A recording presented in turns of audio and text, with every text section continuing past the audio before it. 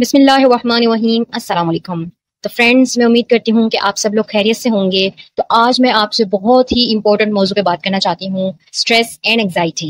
ये दोनों हमारी ज़िंदगी का हिस्सा हैं और कभी ना कभी हमें फेस करने पड़ते हैं। कभी एग्जाम्स की वजह से, अगर हम स्टूडेंट्स हैं तो एग्जाम्स की वजह से हमें फेस करना पड़ता है। कभी कोई किसी चीज़ की डेडलाइन होती है, ऑफिस में किसी एक प्रोजेक्ट की डेडलाइन हमें मिलती है। कभी घर की या फैमिली की रिस्पॉन्सिबिलिटीज़ जो ख़वातीन को भी फेस करनी पड़ती हैं और मर्दों को भी फेस करनी पड़ती हैं।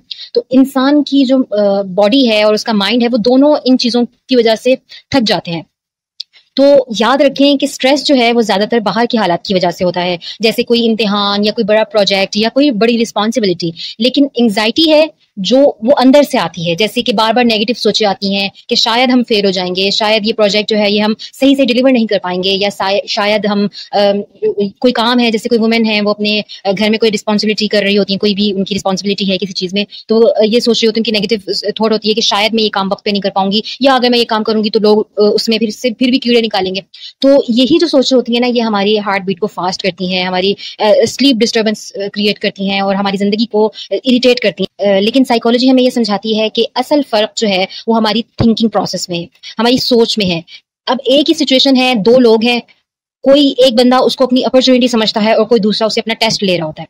जैसे किसी फॉर एग्जांपल कोई प्रोजेक्ट, न्यू प्रोजेक्ट है, वो आपको दे दिया गया ऑफिस में, या एक न्यू असाइनमेंट है वो किसी स्टूडेंट को दे दी गई कि आप लोगों ने करनी है। तो दो स्टूडेंट हैं या दो ऐसे आदमी हैं जो जॉब कर रहे हैं, उनको प्रोजेक्ट मिल गया है, तो वो अलग अलग मे भी हो सकता है कि वो अलग अलग अपनी सिचुएशंस को लें। एक हो सकता है, एक कहे कि मुझे एक अपॉर्चुनिटी मिली है और मैंने इसमें करके दिखाना है कुछ अच्छा सा, और जो दूसरा है वो ये कह सकता है, उसके जहन में ये सोच आ सकती है कि हो सकता है वो मैं फेल हो जाऊं, मैं ये सही से कर ना पाऊं, या मेरे बॉस को पसंद ना आए, या टीचर को पसंद ना आए, या कोई वुमेन ये सोच सकती है कि हो सकता है कि मैं ये काम करूं और मेरे जो फैमिली मेंबर्स हैं उनको ये पसंद ना आए। तो ये एक हमारी थिंकिंग प्रॉब्लम है।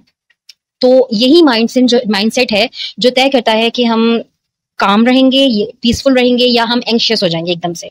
तो लेकिन मैं आपको बताऊं, इसका सॉल्यूशन मौजूद है। कॉग्निटिव बिहेवियरल थेरेपी यानी सीबीटी हमें ये सिखाती है कि नेगेटिव थॉट्स को रीफ्रेम करें।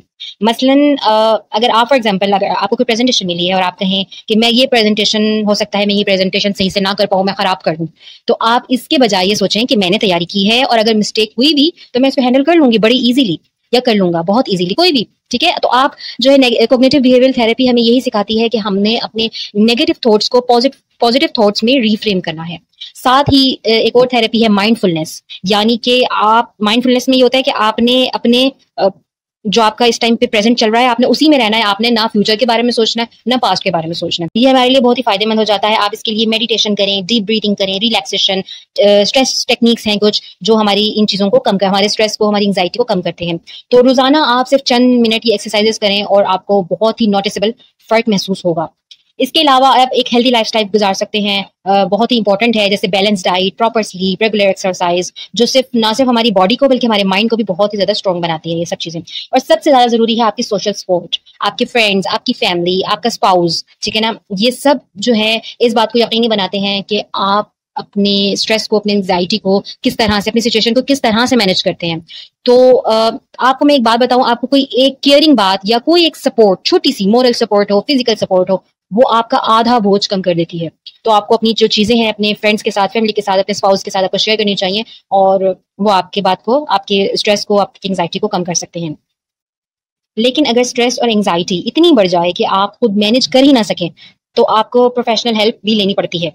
तो उसके लिए थेरेपीज होती हैं, काउंसलिंग होती हैं, जो मैं आपको बता दूं कि किसी भी कमजोरी की इलामत नहीं होती ये काउंसलिंग, थेरेपी, बल्कि ये एक इंतहाई ब्रेव कदम है, ब्रेव स्टेप है जो आप लोग लेते हैं अपनी जिंदगी में, अपनी जिंदगी को बेहतर बनाने के लिए। मेंटल हेल्थ जो है ना, वो बहुत ज्यादा इंपॉर्टेंट है। तो उसके लिए आपको ये नहीं करना चाहिए कि अगर आपको ज्यादा प्रॉब्लम हो रही है जो मैनेज नहीं कर पा रहे आप लोग, तो आप प्रोफेशनल हेल्प लेने से कतरा रहे हैं, आप कह रहे हैं कि मैं काउंसलिंग या थेरेपी में नहीं जाऊंगा, लोग क्या समझेंगे। ऐसी बात नहीं है, आपको अपनी जिंदगी के बारे में सोचना है।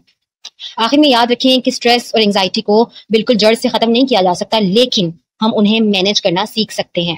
असल बात यही है कि हम अपनी सिचुएशंस को किस तरह से हैंडल करते हैं, हम किस तरह से जो हमारे रिसोर्सेज हैं हम उनको काम में लेकर आते हैं, अपने फ्रेंड्स को, अपने दोस्तों को, अपनी पॉजिटिव थिंकिंग को। इसके अलावा अगर ज्यादा बढ़ जाता है तो हम कैसे किसी थेरेपिस्ट या किसी काउंसलर के पास जा सकते हैं।